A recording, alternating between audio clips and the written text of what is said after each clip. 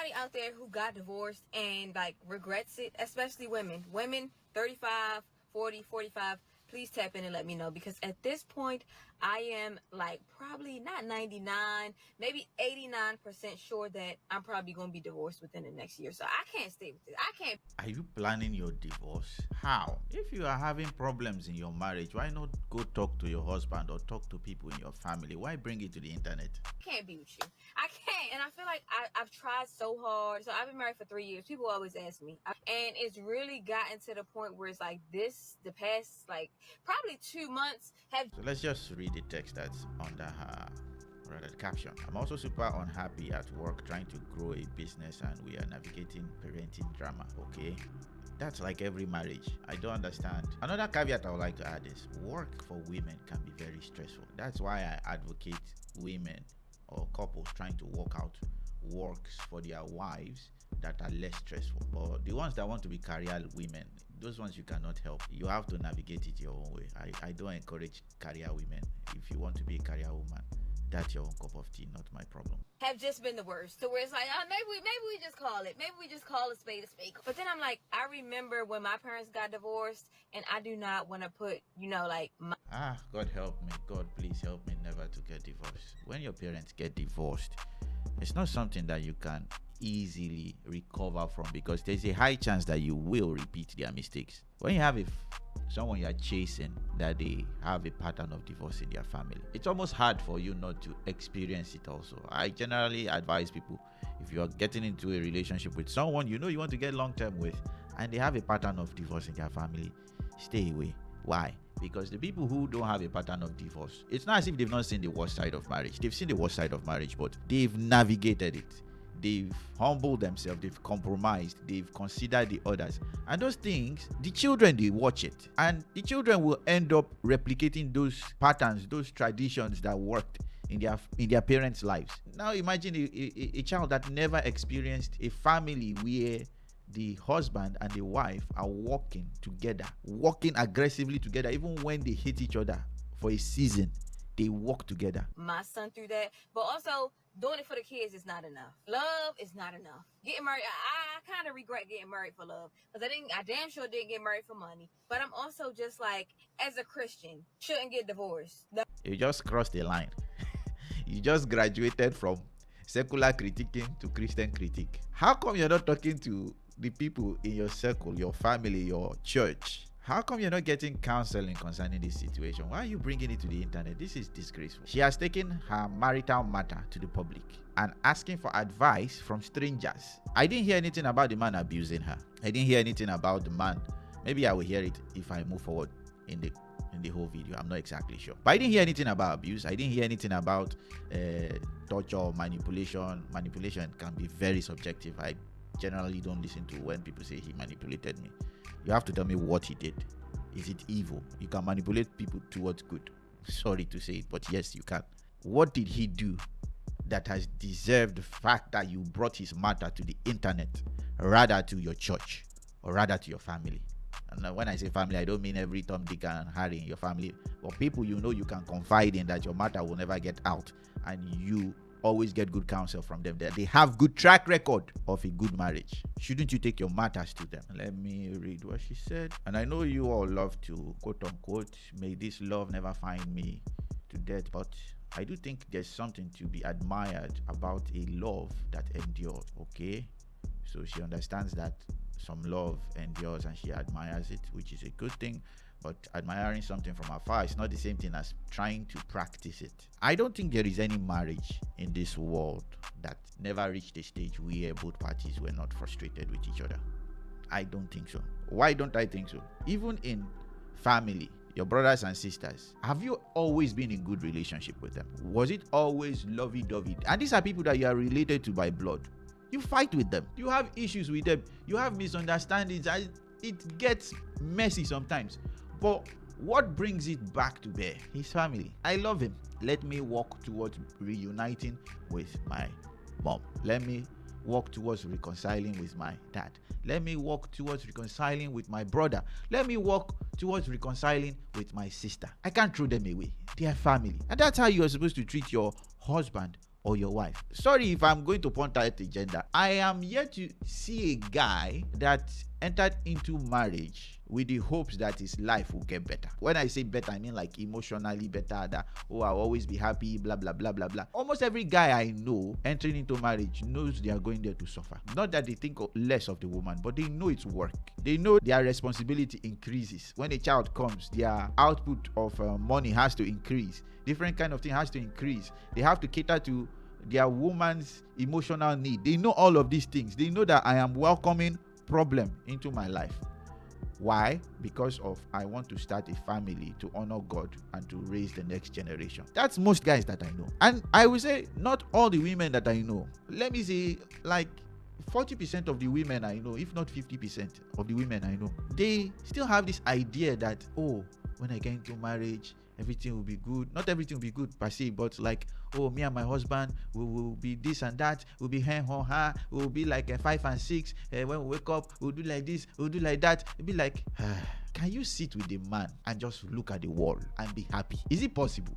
Because men have that ability. I know, see, when we were younger, it's like we fidget. It's like we are very hyperactive as men. We learn to control that hyperactivity. That's why boys don't do well in school. They are very hyperactive. But we have to learn to discipline ourselves and our strengths till we get to a point where we, not that we suppress it, but we control it to meet reality. That helps us to, temper our expectations on things. It helps us not to expect things to go our way. It helps us also to expect the unexpected. But the main thing is, guys enter into relationships knowing that there will be problem, and they are entering into that relationship knowing that they will have to forgive a lot, knowing that they will have to compromise, and knowing that they won't always have their way. Ladies, on the other hand, feel like, oh, I'm starting a new family, I have to make it like this. They always have a fantasy of how everything should go, but when things don't go that way, it's not as if they want problem, but they just can't help it. They are sad. And one thing women don't understand, when you are sad, your man is sad, whether you like it or not. When he's sad, he doesn't leak it to you. That's why you are saying, hey, why isn't he vulnerable? Why doesn't he tell me he's disciplined? Do you think he protects you from only yourself? He protects you from himself also. If he's sad and you are sad because he's sad, he's 10 times sad. He's sadada. But he can handle your sadness. When you are sad, he's sad and he holds it. He doesn't let it leak back to you. But when he is sad and it is visible, you will become sad. And when you become sad as a lady, you cannot hide it. He then becomes sad.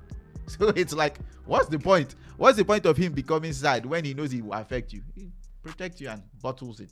When he bottles it, it's not as if he leaves it there. Men do talk, and we talk to other men. There are things we can't reveal to our women because it will destroy you. Not that because we don't trust you. No, we just don't trust your emotions. Finish. If you're enjoying this video, please leave me a like. Share the video if you are enjoying it so far, and subscribe. We need your support. It's small for you, but it's a huge thing for us. Just a button away.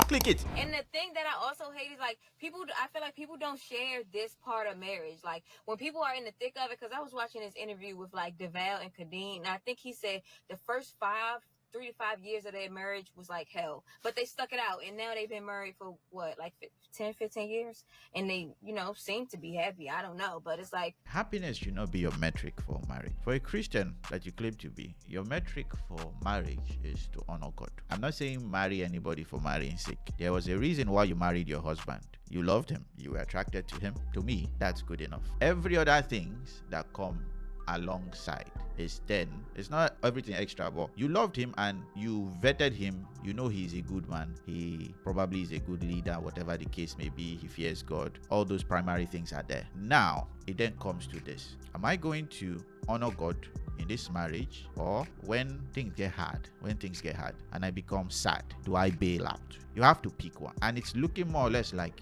in your own case, it's when things get hard, I'm going to bail out. Men enter into marriage knowing that things will get hard, things will get bad, and I'm okay. I don't know why, but I feel you are not exactly fully in submission to your husband. That's the only reason why you will get to this stage where, by all indication, he's not a bad person, but you are moving by your own emotion. You cannot do things because of you feel good. You cannot. Your motivation should not be because of the kids. It should be because I want to honor God, and I'm going to stick this through, and I'm going to find every reason to be in good reconciliation, in good relationship with this man. You are submitting. At this stage, you are not. That's your biggest problem. You're not submitting. If your work makes marriage harder, quit or find another work, or work towards a business that will give you more time for marriage. Not, oh, I want to grow in this career. This career, I must grow in it. Okay. Let's say you grow in the career, you become the best in that career, and you reach the echelon, the highest echelon of that career. How does it help your family as a woman? It doesn't. Maybe financially it does. For your husband, it's a different thing. He's built for it. If he reaches whatever state of his career, it still benefits the house, the family. That is his role. He's supposed to be outside taking arrows, not you. Because you can't nurture properly while being out there full time. I'm not saying women can't work and take care of family. You can, but you cannot do it as well as someone who prioritizes the home over career. Because like it or not, no matter how determined, no matter how powerful your will is, we still have 24 hours in a day. It doesn't increase because of you. We only have about 16 hours in that 24 hours to interact with our children, whether we like it or not. If you spend 8 of those hours hustling and grinding, in reality you only have 4 hours. That's assuming you don't commute, or assuming your commute is small, meaning you have 3 to 4 hours with your children. Tell me how the mathematics makes sense. Who is raising the children? Is it you, or is it your nanny or your teachers or whatever the case? And let's say you are doing chores and different things in the house. When you come back, you then stress yourself and do all these chores and different kind of things to the point where your hormones and your stress level increases till you pour it on your husband. It's not easy. I'm saying you don't have to, but you should know what causes your stress levels to increase. You know how to mitigate them. Don't necessarily fight against them. Marriage is not easy. Marriage is hard, and the worst disservice we can do to ourselves is to deceive ourselves into thinking that it is easy and enter there and discover that it's hard. It isn't easy.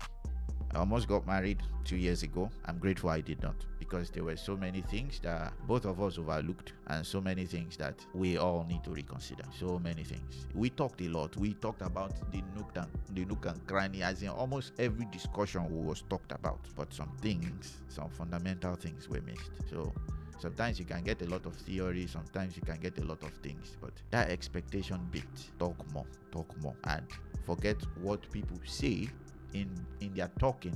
Also look at their action. Their action will reveal a lot, and it will help you. So I'm not saying everything was rosy on my own side. No, there were a lot of things that I never considered, that I never had a stance on, and I had to get my stance right during the relationship. And when I got to a good conclusion, I knew we were heading down a bad path, and I stopped it. So please think more before you enter. Speak to a lot of married people, both people who are on your side and people who are not on your side. Gauge everything and then choose to move on or not. Marriage is not easy. The reason I know it's not easy, I have experienced bad marriages, as in people around me that have had good marriages, excellent, wonderful marriages, and people who have had bad marriages that the sorrow leaked outside. I'm fortunate to have a lot of people who have good marriages around me, but one thing I know about marriage is bad things happen. Things you don't plan for happen. Will your husband, will your wife be there when things go bad? I've had people in my family who were business owners, did well, succeeding, then life happened. They lost it all. Not because they were careless or anything. No, life happened. They lost it all. But the wives stuck by them. They stuck by them. So when I interact with women, that I start getting indication that any small thing there's problem, any small thing there is a seminar, there is discussion, there is no forgiveness, there's just hell on things that are not supposed to be hellish. I'll be like, you can't experience suffering. If suffering comes to you, you cannot control yourself. If you have women like that, if you have men like that, run away from them. Love them, but keep your distance. So I hope this video blesses you guys. Counseling, go and get counseling, please. This lady, go and talk to people who have successful marriages in your life. They are the ones that can point out your issues and fix it for you, or rather point you to the direction that you can get fixing. You don't project your divorce. It's wrong. This is wrong projection. Your hope should be reconciliation. You've crossed that bridge. The man, with all indication, doesn't look like someone that's abusive, doesn't look like someone that is harmful to you. So love that man. Anyhow though, thank you guys for watching. I beg of you, comment on the channel if you have any disagreements or agreement. It helps the channel. If you've noticed our views are we need comments. Just comment on the channel and send us your like and share and subscribe. Share the video to help the channel and also to help people that you know need this message. Until next time, I'll see you guys and gals on the next one. Bye-bye.